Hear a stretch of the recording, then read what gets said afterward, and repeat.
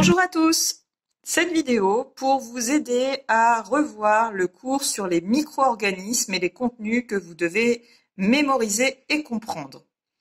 Alors tout d'abord, un petit rappel sur la définition des micro-organismes. Les micro-organismes, eh bien, ce sont des organismes qui sont vivants, invisibles à l'œil nu et qui ne peuvent être observés qu'à l'aide d'un microscope. Alors il faut savoir que ces micro-organismes, eh bien, ils sont présents dans tous les milieux.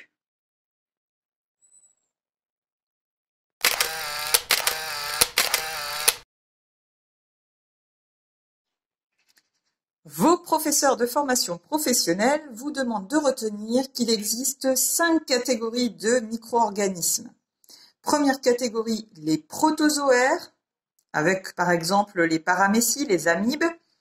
Deuxième catégorie, les champignons microscopiques. Les deux sous-catégories connues sont les levures et les moisissures. Ensuite, troisième famille, les algues microscopiques. Quatrième famille, les bactéries. Et enfin, dernière famille, les virus. Alors, nous allons développer ces 5 catégories par la suite.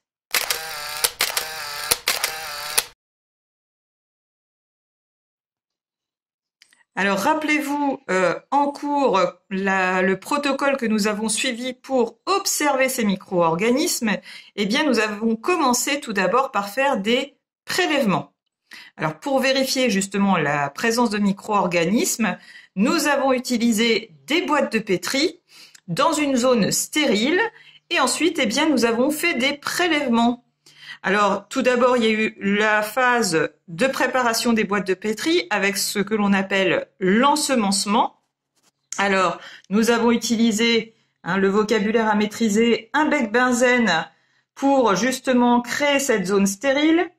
Ensuite, rappelez-vous la préparation de la gélose, donc ici avec de la gélose solidifiée que nous avons mise dans un bain-marie de façon à la liquéfier. Ensuite, eh bien, cette gélose, nous l'avons versée dans les boîtes de pétri.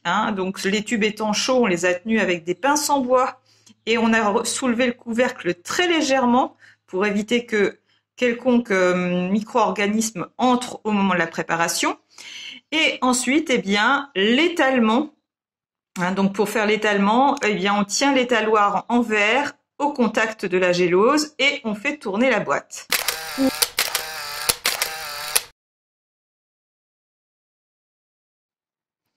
Ensuite, pour mémoire, eh bien, nous sommes allés par exemple en cuisine, nous avons pris un œuf et nous l'avons mis au contact de la gélose pour faire des prélèvements. Nous avons également fait des prélèvements sur les clenches, avec un cheveu, etc. pour observer si par la suite les micro-organismes allaient se développer. Alors ici, eh bien, vous pouvez voir que après avoir fait nos prélèvements, nous les avions mis à l'étuve à 37 degrés, température idéale pour le développement des micro-organismes, et nous les avons laissés dans ces conditions pendant 24 heures pour ensuite observer les résultats. Donc nous avions récupéré nos boîtes et observé au microscope les différents micro-organismes.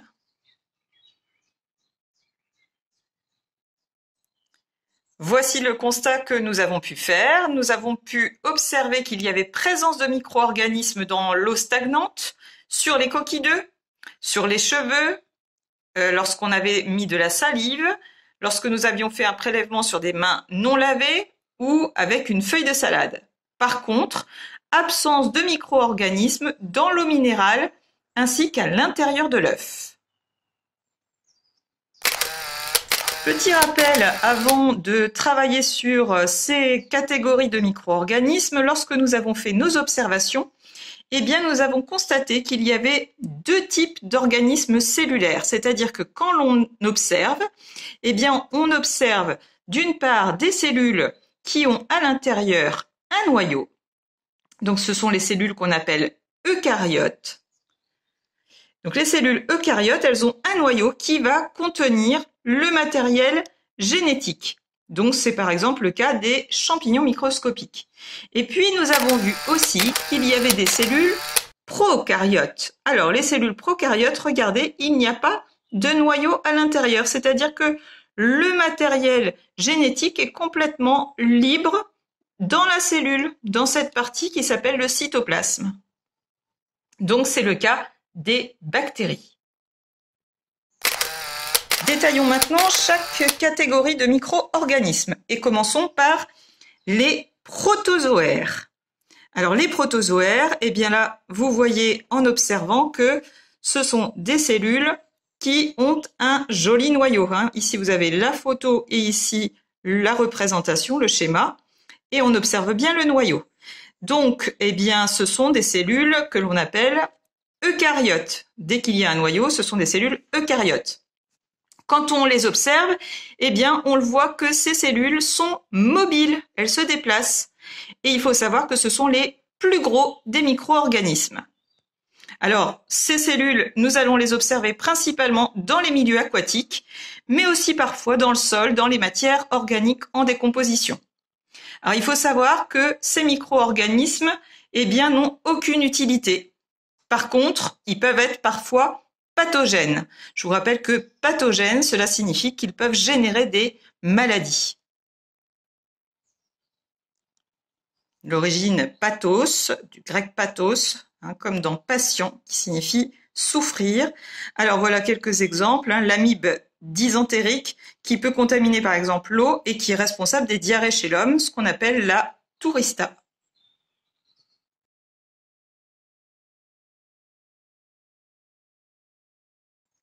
Deuxième catégorie, les champignons microscopiques, alors qui se divisent en deux familles, les levures et les moisissures. Alors observons d'abord les levures. Les levures, ce sont des micro-organismes unicellulaires, c'est-à-dire qu'ils ne sont composés que d'une seule cellule et cette cellule est eucaryote. Là encore, eh bien, l'on voit qu'on peut observer à l'intérieur un noyau. Ces cellules sont immobiles et elles ont une forme plus ou moins ovale. Alors, exemple ici de levure, la levure de bière et la levure de boulanger. En complément, vous pouvez regarder la vidéo sur les levures. Les moisissures, elles, eh bien, ce sont des micro-organismes cette fois-ci pluricellulaires, c'est-à-dire qu'il y a plusieurs cellules regroupées, et ce sont aussi des cellules eucaryotes. On peut observer des noyaux à l'intérieur, elles sont identiques.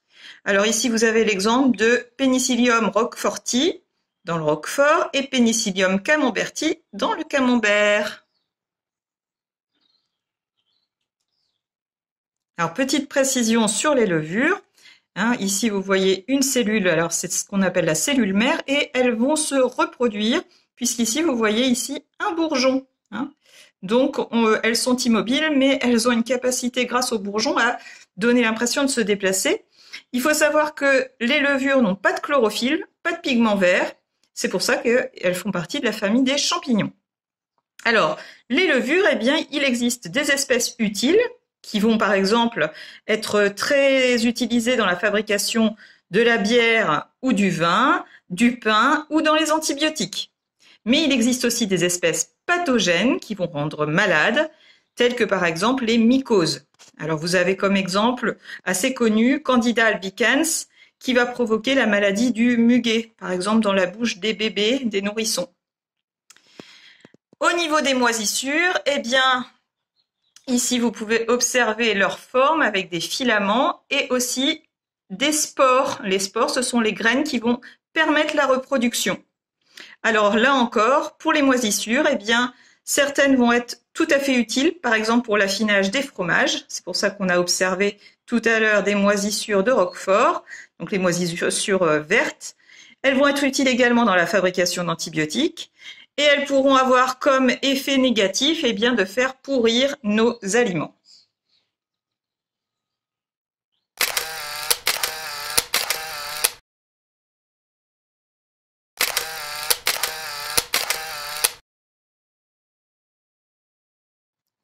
Troisième catégorie, les algues microscopiques. Alors les algues, elles ont des formes, vous voyez, tout à fait variables. Elles sont mobiles ou immobiles. Ce sont des organismes à une ou plusieurs cellules, mais en tout cas, même chose, toujours eucaryotes, avec un noyau. On vient de voir 3 catégories avec noyau. Donc il faut savoir qu'ils vivent essentiellement dans les eaux douces ou marines et que parfois, eh bien, ces micro-organismes peuvent trouver un habitat terrestre. Alors, l'utilité de ces algues, eh bien, certaines de ces algues vont jouer un rôle important dans la dépollution. Et puis, elles peuvent aussi être consommées comme la spiruline qui est cultivée pour sa richesse en minéraux et qui va être utilisée par exemple par les sportifs. Au niveau nuisance, eh bien, certaines de ces algues vont s'attaquer parfois aux coquillages. Alors ici, je vous disais que ces algues microscopiques pouvaient être mobiles puisqu'elles ont un long filament. Vous voyez ici un long filament qui s'appelle le flagelle et qui va leur permettre justement de se déplacer.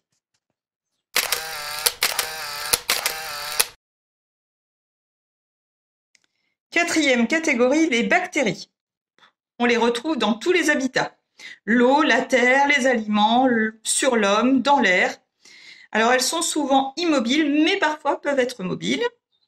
Alors, utilité de ces bactéries, eh bien, elles peuvent être utilisées par exemple pour la fabrication du yaourt. Il y a de bonnes bactéries qui vont nous permettre d'avoir une bonne flore. Donc là, ici, vous avez le bacille lactique.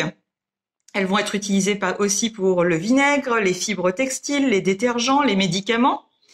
Et bien sûr, un effet très négatif, les nuisances, ce sont les maladies. Donc les maladies bactériennes qui vont être des maladies difficiles à traiter, comme par exemple la salmonellose, les furoncles, les infections urinaires ou la tuberculose.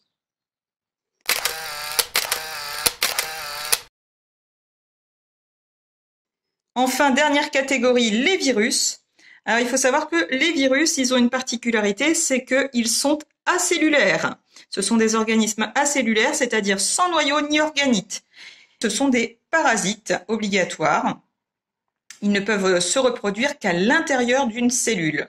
Donc c'est le cas par exemple du sida, de la grippe, de la rubéole, la poliomyélite ou en ce moment, eh bien, on entend beaucoup parler du coronavirus.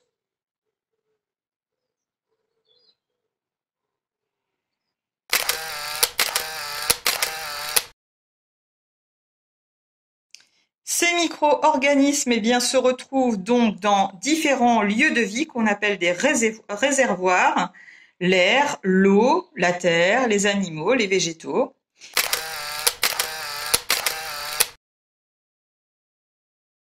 Et il faut savoir qu'on appelle flore, donc ça c'est une définition que vous devez connaître, un ensemble de micro-organismes ayant les mêmes propriétés. Alors, ici, eh bien, je vous ai développé différentes flores des milieux naturels. Donc, par exemple, la flore du sol. On va pouvoir trouver Clostridium tetani, qui se transmet par exemple par les fruits, les légumes, la terre. C'est pour ça qu'on lave et qu'on décontamine nos fruits et nos légumes. La flore de l'air avec par exemple, eh bien, le virus de la grippe qui se transmet par l'air expiré ou les gouttelettes de salive.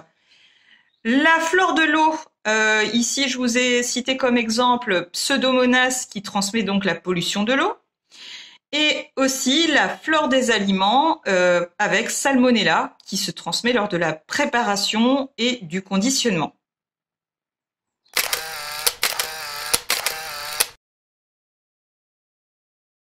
Enfin, la flore qui nous concerne directement, la flore humaine.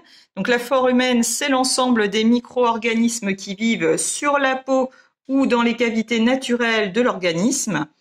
Donc il existe deux types de flore. La flore résidente, vous voyez que j'ai représenté ici sur le petit schéma de gauche.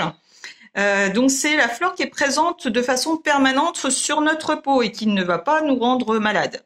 Mais il y a aussi la flore transitoire qui, elle, est constituée de germes de l'environnement et souvent, elle, vous voyez, elle se déplace, elle se transmet et elle peut être pathogène, c'est-à-dire nous rendre malades et donc responsable d'infections. Alors c'est pour ça qu'on vous demande d'être très vigilant face à la contamination manu-portée, c'est-à-dire portée par les mains, puisque c'est une contamination eh bien, qui va se faire de façon très régulière, par exemple après avoir touché la cuvette des toilettes ou une poubelle mal lavée, d'où la nécessité de toujours être vigilant à un très bon lavage de mains.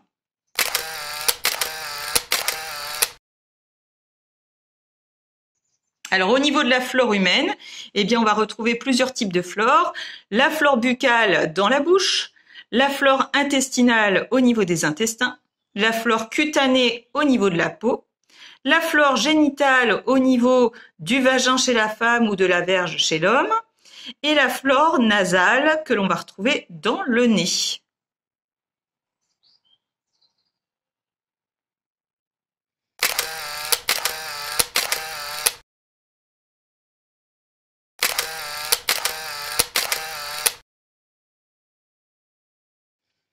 Il faut donc retenir qu'il existe des flores dangereuses et des flores non dangereuses. Donc, parmi les flores dangereuses, eh bien, les flores pathogènes avec l'ensemble des micro-organismes qui provoquent des maladies qu'on appelle des maladies infectieuses, des flores accidentelles, donc les flores qui se trouvent par accident sur un support, comme on vient de le dire par exemple, de façon manuportée, et donc elles se retrouvent dans un endroit où elles ne sont pas habituellement. Des flores opportunistes, c'est-à-dire des flores qui habituellement ne seraient pas dangereuses, mais qui peuvent le devenir dans des circonstances particulières. C'est pour ça qu'on parle d'opportunité. Donc, par exemple, lors d'un affaiblissement extrême de votre organisme ou d'un grand état de fatigue, eh bien, une flore pourra devenir pathogène, alors qu'à la base, elle ne l'aurait pas été. Et puis, les flores de contamination fécale. Donc ça, ce sont l'ensemble, c'est l'ensemble des micro-organismes que l'on trouve dans les matières fécales, donc les selles. Et ils ne sont pas dangereux, mais peuvent être accompagnés de germes qui, eux, seront pathogènes, comme les salmonelles.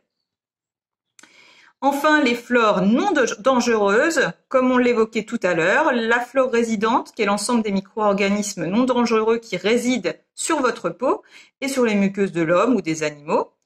Et enfin, les flores saprophytes, qui sont les micro-organismes non dangereux qui se développent sur la matière organique inerte en la décomposant. Par exemple, un ensemble de feuilles dans le jardin.